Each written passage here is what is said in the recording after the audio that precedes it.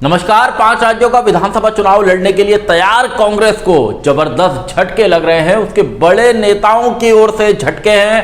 हमने देखा कि पंजाब के अंदर किस तरह पूर्व मुख्यमंत्री अमरिंदर सिंह ने अपनी पार्टी बनाने का ऐलान किया और यह भी कहा कि वो पंजाब के अंदर पूरी ताकत के साथ चुनाव लड़ेंगे। और कुछ नेताओं ने भी कांग्रेस को बीते दिनों में झटके दिए हैं, लेकिन बुधवार को जो एक बड़ा झटका कांग्रेस को लगा वो लगा जम्मू कश्मीर से। और जम्मू कश्मीर के बड़े नेता और कांग्रेस के केंद्रीय राजनीति के बड़े नेता गुलाम नबी आजाद के समर्थकों ने 20 से ज्यादा समर्थकों ने लगभग पार्टी को अलविदा कह दिया है। और ये जम्मू कश्मीर कांग्रेस के लिए निश्चित रूप से एक बड़ा झटका है, क्योंकि गुलाम नबी आजाद वहां प्रदेश कांग्रेस के अध्यक्ष रहने के साथ राज्य के मुख्यमंत्री भी रहे हैं। इससे बड़ी बात यह है कि गुलाम नबी आजाद कांग्रेस के अंदर जो बागी नेताओं का गुट है G23 गुट, उसके सबसे बड़े नेता हैं। और इन नेताओं ने जिस तरह का सियासी दबाव पिछले 1 साल के अंदर कांग्रेस आलाकमान पर बनाया है वो किसी से छिपा नहीं है।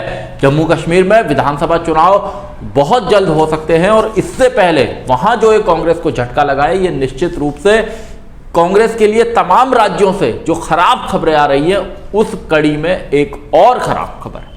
इस पर मैं बात करूंगा। आप देख रहे हैं सत्यहिंदी.com। अपील मेरी आपसे वही है, कॉर्पोरेट मीडिया के मुकाबले आजाद पत्रकारिता का समर्थन करें। सत्य हिंदी की सदस्यता योजना में शामिल हो। आर्थिक भुगतान का लिंक हमने डिस्क्रिप्शन में दिया हुआ है। ऐप भी है सत्य हिंदी का, लिंक डिस्क्रिप्शन में डाउनलोड कर लीजिए। तो जब 5 राज्यों के चुनाव की बात होती है और 2022 का जो सियासी अहमियत है इस साल की बात होती है, और उससे पहले पार्टी अपने बड़े नेताओं से इस बात की उम्मीद करती है कि वो उसकी सियासी मुश्किलों को कम करने का काम करेंगे। जहां पार्टी मुश्किल में है वहां से उसकी नाव को निकालने का काम करेंगे, लेकिन यहां उल्टा हो रहा है। आप देखिए, सलमान खुर्शीद जो विदेश मंत्री रहे, उनकी किताब को लेकर जिस तरह का विवाद पूरे देश के अंदर चल रहा है, ये एक मुद्दा बन चुका है। इसके अलावा पंजाब के अंदर अगर आप जाएं तो अमरिंदर सिंह अलग हो गए हैं, वो वहां चुनाव लड़ रहे हैं। तो वो एक तरह से उन्होंने कांग्रेस की राजनीति की है लंबे वक्त तक, और कहीं ना कहीं वो कांग्रेस को नुकसान पहुंचा सकते हैं। और इस तरह के उन्होंने आज अभी तक कहा है, सिद्धू पर जिस तरह के आरोप लगाए हैं, तो वो सब इस ओर इशारा करता है कि अमरिंदर सिंह की जो पूरी सियासी फील्डिंग होगी, जो मैदान वो सजाएंगे, वो कांग्रेस के खिलाफ ही जाएगा। आप गोवा चले जाइए, गोवा में पूर्व मुख्यमंत्री लुइजियाना फलेरो वो कांग्रेस को छोड़कर टीएमसी के साथ चले गए, वहां कांग्रेस को नुकसान हुआ है। इसके अलावा आप असम में जाइए, वहां महिला कांग्रेस की राष्ट्रीय अध्यक्ष, पूर्व सांसद और उस इलाके में ठीक ठाक आधार रखने वाली सुष्मिता देव, वो उन्होंने हाल में कांग्रेस को छोड़ा है। और यहां उत्तर प्रदेश में जहां चुनाव में जीत के लिए प्रियंका गांधी बड़ा जोर लगा रही हैं, वहां भी कई बड़े नेताओं ने पार्टी को छोड़ा है। चाहे आप पश्चिमी उत्तर प्रदेश में हरेंद्र मलिक, उनके बेटे पंकज मलिक की बात करें, या आप बात करें ललितेश पति त्रिपाठी की, जो प्रियंका गांधी के करीबी नेताओं में शुमार थे। तो इस तरह जब चुनाव से ठीक पहले बड़े नेता आपका साथ छोड़ते हैं तो निश्चित रूप से एक झटका जरूर लगता है। गुलाम नबी आजाद के जो समर्थक हैं, जिनकी मैं बात कर रहा हूं कि जम्मू कश्मीर के अंदर उन्होंने पार्टी छोड़ी है, उसमें भी कई सीनियर लीडर हैं। 4 पूर्व कैबिनेट मंत्री हैं, राज्य सरकार में मंत्री रहे हैं, 3 पूर्व विधायक हैं, और भी कई ऊंचे ओहदों पर रहे जिला कांग्रेस में, प्रदेश कांग्रेस में। ऐसे ये नेता हैं और इन लोगों की बड़ी शिकायत है कि कांग्रेस हाईकमान ने उनकी बातों को नहीं सुना। वो लंबे वक्त से अपनी बातों को कहना चाहते थे, लेकिन उनकी बातों को तवज्जो नहीं दी गई। उन्होंने वहां के जो प्रदेश कांग्रेस के अध्यक्ष हैं जीए मीर, गुलाम अहमद मीर, उन पर भी निशाना साधा है और ये कहा है कि ये मीर के नेतृत्व में यहां की जो प्रदेश कांग्रेस है वो बर्बादी के रास्ते पर जा रही है। इसके अलावा उन्होंने राज्य के अंदर कांग्रेस को लोकसभा चुनाव, डीडीसी चुनाव, स्थानीय निकाय चुनाव, पंचायत चुनाव में जो हार की बात उन्होंने कही है, और कहा है कि यहां पर कांग्रेस मीर के नेतृत्व में खत्म हो रही है, बर्बाद हो रही है, और इसलिए वो पार्टी छोड़ रहे हैं। चूंकि ये आजाद के समर्थक हैं, गुलाम नबी आजाद के समर्थक हैं, इसलिए माना जा सकता है कि ये एक तरह से पार्टी आलाकमान पर दबाव बनाने की भी कोशिश है कि कहीं फिर से जम्मू कश्मीर की कमान गुलाम नबी आज़ाद के हाथों में आ जाए, ऐसा माना जा सकता है। यहां यह भी याद दिलाना होगा कि जम्मू में जब एक शांति सम्मेलन कुछ महीने पहले हुआ था तो वहां पर उस शांति सम्मेलन में गुलाम नबी आज़ाद के नेतृत्व में बहुत सारे तमाम जो G23 गुट के कांग्रेसी हैं वो नेता जुटे थे, और उसके बाद भी G23 गुट के नेताओं की तमाम तरह की जो बयानबाजियां हैं वो जारी रही हैं। और इन सब बातों का जो असर है वो यही होता है कि 2022 का जो साल है, जहां पर इन 5 राज्यों में, गोवा में, मणिपुर में, पंजाब में, उत्तराखंड में, उत्तर प्रदेश में कांग्रेस को चुनाव लड़ना है, बहुत बड़ी चुनौती सामने है।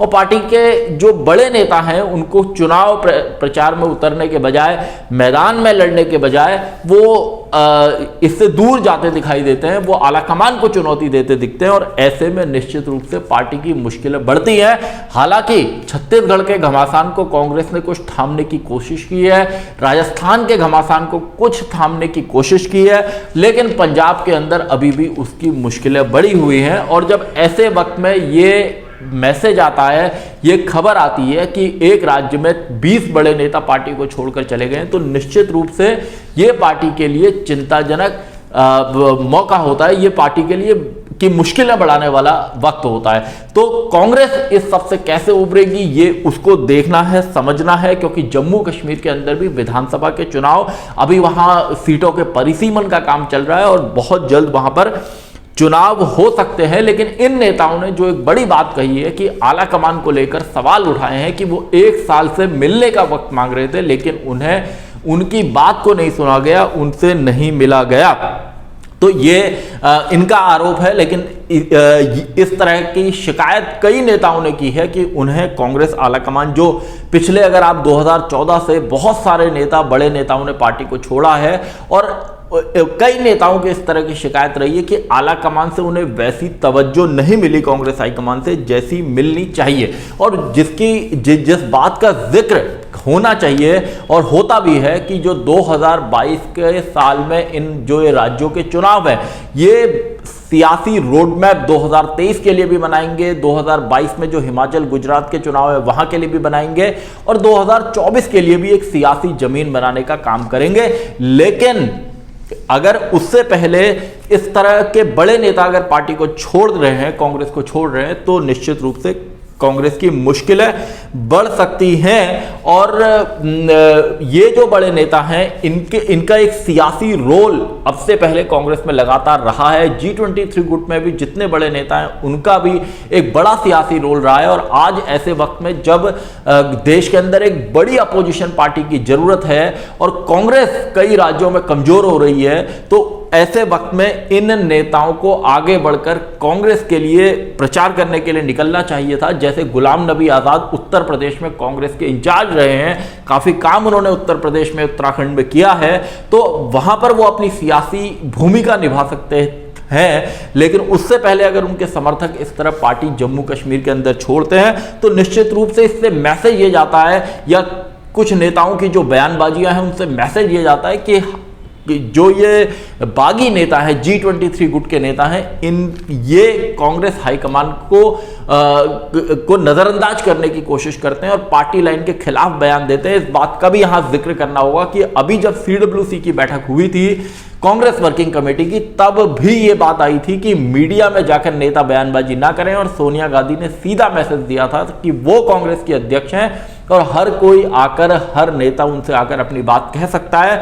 और इन जो बागी गुट के नेता थे उनका जो संगठन में चुनाव कराने की उनकी मांग थी, कांग्रेस अध्यक्ष के चुनाव की मांग थी, उसको लेकर भी कांग्रेस ने काम शुरू कर दिया। लेकिन बात वही होगी कि जो 5 राज्यों के अहम चुनाव देश के अंदर हो रहे हैं उसमें कांग्रेस जोर तो लगा रही है, लेकिन जब किसी राज्य में बड़े नेता पार्टी को छोड़ते हैं और उसमें भी जो बागी नेता के समर्थक है गुलाम नबी आज़ाद, जो इस गुट के G23 गुट के बड़े नेता हैं, उनके जो समर्थक पार्टी छोड़ते हैं, तो निश्चित रूप से इसे पार्टी के लिए खराब वक्त या खराब संदेश ही समझा जाना चाहिए। क्योंकि जिस राज्य में चुनाव होने वाले हैं, ये माना जा रहा है कि जम्मू कश्मीर के अंदर बहुत जल्द विधानसभा के चुनाव हो सकते हैं, और उससे पहले वहां इस तरह का सियासी झटका लगना कांग्रेस के लिए मुश्किल खड़ी कर सकता है। और अगर इस तरह नेता लगातार पार्टी छोड़ते रहेंगे, जैसे सुष्मिता देव, ललितेश पति त्रिपाठी, या आपके गोवा के अंदर आप चले जाइए लुधियाना फलैरो,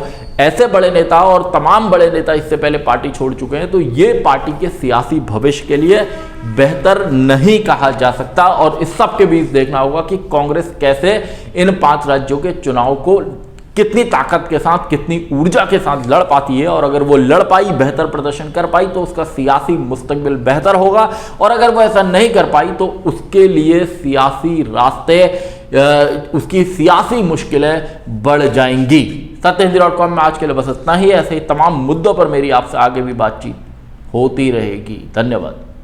सत्य हिंदी का ऐप डाउनलोड करें गूगल प्ले स्टोर पर।